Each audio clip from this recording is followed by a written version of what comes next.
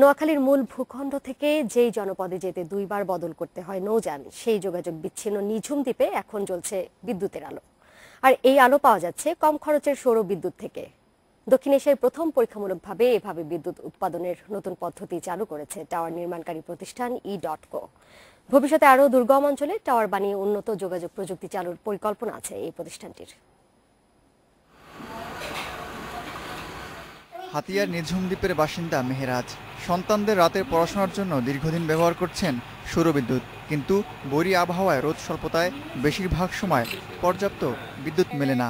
দ্বীপের বেশিরভাগ পরিবারেই এই সুবিধা নেই, তাই ২৬ ঘরে বিনামূল্যে বিদ্যুৎ দিয়ে প্রশংসা কুড়িয়েছে মোবাইল টাওয়ার নির্মাণকারী কোম্পানি ই.কো।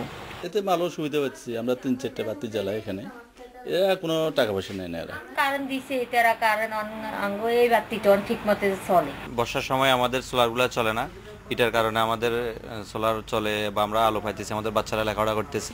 গত বছর চালু হওয়া এই টাওয়ারের সোলার প্যানেল থেকে উৎপাদন হয় ৬ কিলোওয়াট বিদ্যুৎ। এর অর্ধেক টাওয়ারে ব্যবহার হয়, বাকি ৩ কিলোওয়াট দেওয়া হয়েছে মসজিদ, মাদ্রাসা সহ বসত বাড়িতে। টাওয়ারের যে সোলার আছে সেই সোলার থেকে শুধু এই টাওয়ারই পাওয়ার পাচ্ছে তা না, এই টাওয়ার কমিউনিটিকে দিচ্ছে এবং মোর দ্যান হাফ সে কমিউনিটিকে দিচ্ছে। ১ বছর আগে এটা আমরা শুরু করেছি, তো যদি কমিউনিটিতে আসলেই অনেক উপকৃত হয় তাহলে আমরা এটাকে আরও এক্সপান্ড করব। বিদ্যুৎ নেই এমন দুর্গম অঞ্চলে মোবাইল টাওয়ারে ব্যবহার হয় সোলার পাওয়ার। দুর্গম চর অঞ্চলে এমন আরও টাওয়ার নির্মাণ করবে ই.কো।